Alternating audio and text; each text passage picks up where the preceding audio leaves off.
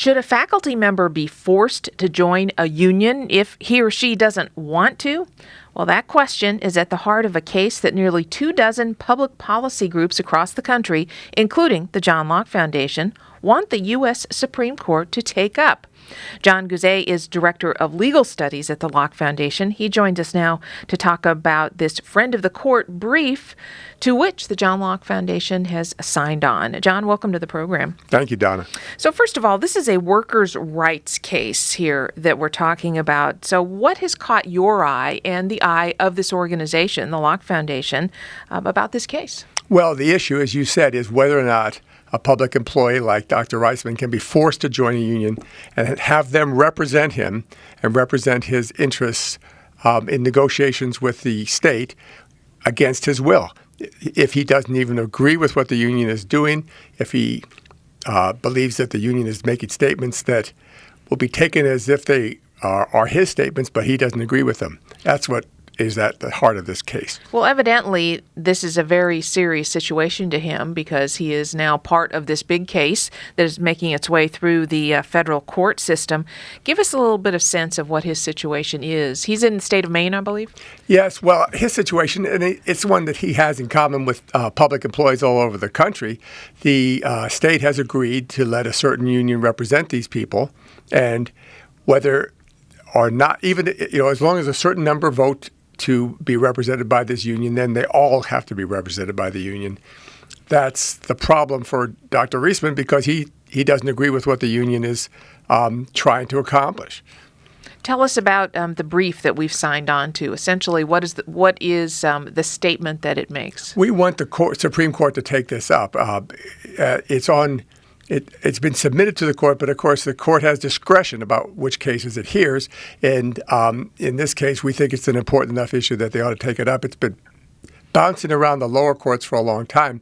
The Supreme Court has already agreed that you can't force people like Dr. Reisman to pay for this speech, but you can still force them to be represented. And our feeling is that even if they're not paying for it, the fact that the union represents them means that the union speaks on their behalf. So this is what we call compelled speech. The First Amendment doesn't just protect your right to speak, it also protects your right not to speak, and that's what's at stake here. Now, here in North Carolina, we are what's called a right-to-work state. So tell us why we would have an interest in this, and many other states are right-to-work states as well. Why would we care enough that we wanted to sign on to this? Well, let me just, before I do that, I say that we're not just a right-to-work state, we're also a state which under state law forbids public employees from organizing, joining unions, and having the unions represent them through collective bargaining. We're very fortunate in that regard because in the states where unions do represent public employees, they tend to get more money gets spent on these people to the detriment of taxpayers, and the biggest problem is that they get outrageous pension arrangements, which many of these states are now finding that they're unsustainable. They don't know how they're going to fulfill their pension obligations. We're in much better shape than most states, primarily because we have a law that forbids collective bargaining for public employees. We nevertheless support this brief, and we want the Supreme Court to take up this case for two reasons. One is, of course, we may not always be so lucky.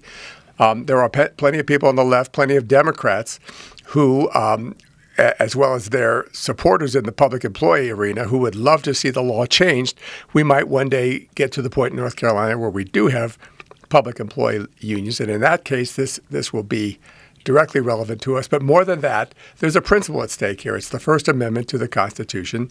People should not be compelled to have words put in their mouth, in effect, that they don't agree with. It's compelled speech, and it's forbidden by law. Well, John, if we are urging the U.S. Supreme Court, we, the John Locke Foundation, to take up this case along with these other groups, there must be a level of confidence that the court would rule in favor of workers' rights in terms of freedom. Is that a fair characterization? Well, I suppose it makes sense, but speaking just for myself, I don't have a great deal of confidence that that's how the court will decide. I think this is actually it could go either way, because up until now, the Supreme Court and the courts in general have not liked the idea of preventing union representation. The thought has always been that even though it compromises some constitutional principles, preventing labor unrest is such an important government interest that it can somehow override the First Amendment. Now, we don't agree with that. I would hope the Supreme Court wouldn't agree with it either, but I don't have a lot of confidence. I think it could go either way. It sounds like you're referring to a phrase called labor peace that is part of the legal history on this issue. Well, that's right. I mean, the unions have gotten away with a lot of things over the years that ordinarily would be illegal, but the feeling has been better to make some compromises under law than to have too much labor unrest that would disrupt the economy and make problems that would set us back so far that we want to make this compromise. Now, a couple of years ago, in a case referred to as Janus, there was some progress in this area from the U.S. Supreme Court. Yeah, it was an enormous step forward because at least it meant that public employees didn't have to pay for this representation. I mean, it's bad enough to have words put in your mouth, but for you to actually have to pay the speaker to make those statements you disagree with. Insult to injury. Insult to injury. So if that's the case, then it sounds like Janus took one step, but if the court decides to take up Professor Reisman's case, it would be another step. It would. It would be the other shoe, as they say, and it would be great. It would be where we think we ought to be when it comes to union representation. We hope they take it up, and we hope they decide the right way. Now, John, this may sound a little bit naive on my part because I'm not an attorney, nor am I a legal scholar, but it seems odd to me that we would have to be fighting in this day and age, 2020, about something so fundamental to who we are as a country as the First Amendment. Sadly, Donna, we have to fight all the time to vindicate our rights under all 10 of the amendments in the Bill of Rights. That's just the world we're living in today. We make progress, but we also have setbacks, and it's just the way it is. The whole union movement is a fascinating one across the country because as I read stories about it, it appears that unions in the private sector have dropped dramatically, membership there. But in the public sector, that's where you're seeing more growth and you're seeing this robust effort by those successful public unions to try to spread the union power. That's right. Unions have become a negligible force in the economy everywhere except in the public sector.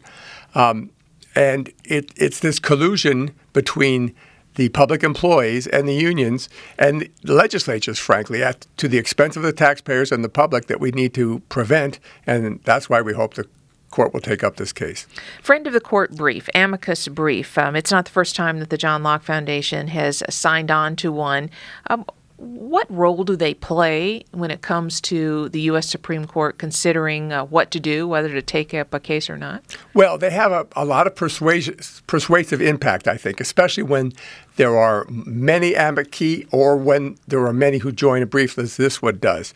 They want, if they see that this is an important issue to the general public and to the organizations they have confidence in, it can make a difference on whether they accept a case. Any idea when we might hear one way or the other on this? I don't really. It's going to be months, but it'll be interesting to see how it turns out. We'll have you back once there's a decision. I look forward to it. Jon Guze is Director of Legal Studies for the Jon Locke Foundation. Thank you, John. Thank you, Donna.